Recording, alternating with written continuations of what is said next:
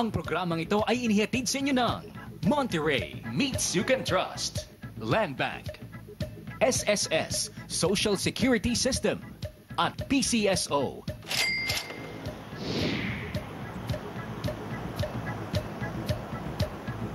Good morning po sa lahat ng ating mga suking kapamilya. Sabado na naman po, Ami Perez, ang inyong negosyo diva.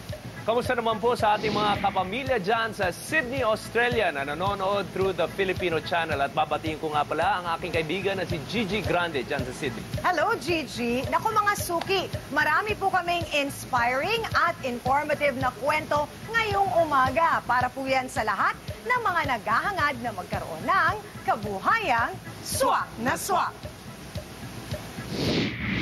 Ngayong umaga, lahat ng kailangan niyong malaman tungkol sa direct selling.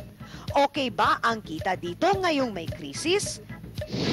At kilalanin ang dating ahente na ngayon ay may sariling direct selling company na.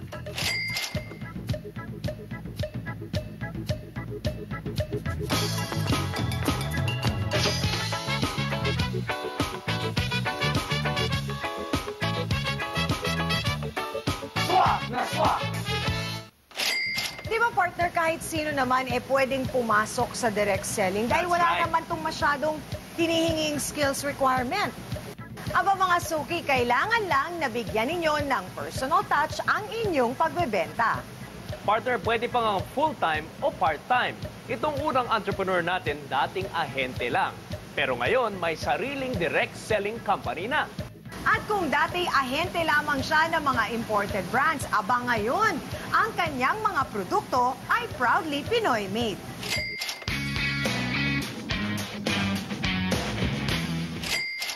Two years ago pa, nang simulan ni Raymond ang pagmamanufacture ng sarili niyang home care products. Dati din siyang nasa direct selling. Pero lahat ng mga produktong hawak niya, puro imported. Sabi ko, kung meron mga ganitong kumpanya, gusto ko balang araw. Meron din ako na gawang Pilipino. Kasi lahat ng direct selling, majorities are imported. Bihira lang yung local company. So sabi ko, sige, promote natin. At hindi yun siguro magtatagal, makakakuha rin tayo ng mga support ng mga locals. Isang taon pa ang binuhos ni Raymond para pag-aralan ang business bago niya ito ni-launch. Lahat binusisi. From customer feedback, tamang pagpapresyo or pricing, hanggang catalog design. Basically, kami na po ang nagtitrain po sa kanila kasi napakasimple po itong i-operate. Kung nahihirapan po kayo sa business nyo na hindi nyo kayang i-manage, ito po yung business na pinakamadaling i-manage. Kahit grade 1 lang kayo, kaya nyo nang i-handle ang business na to. And then, parati namin binibisita yung mga tao to make sure na they are really working and then na maging successful din sila. Ito yung mga natural soaps namin. Ito yung mga nakikita nyo sa mga derma. No? Mahal po yan sa labas, pero dito, abot kaya nyo yung mabibili. Ting mga Eau de Toilette, napakamura po. Lahat po ng klaseng mga versions, lahat ng klaseng pabango, meron po kami. At ito po yung isa pinakamabili natin, itong home care.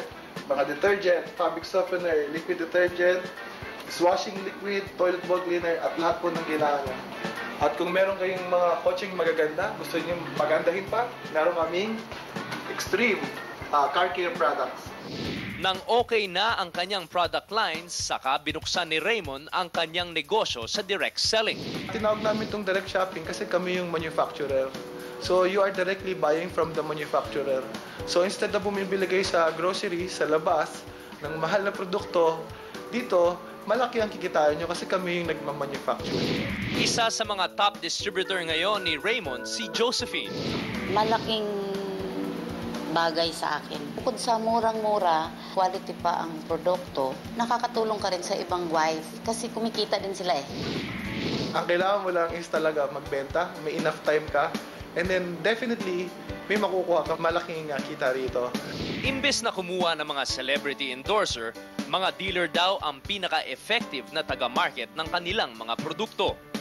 Full support si Raymond sa kanyang mga dealer. Sila ang partner niya sa pagpapalago ng kanyang kumpanya. Kaya ginagawa niya ang lahat para maging efficient ang kalakaran. Ang pag-o-order through text messaging na lang para madali.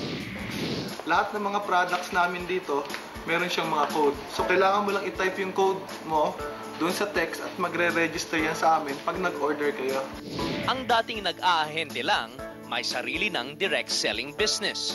Sa mga ganitong negosyo daw lumalabas ang diskarte ng Pinoy sa business. Ang pangarap ko maging number 1 tayo na direct selling dito sa bansa natin, sa sarili nating bansa ginagawa, and then later on maging number 1 din sa buong mundo.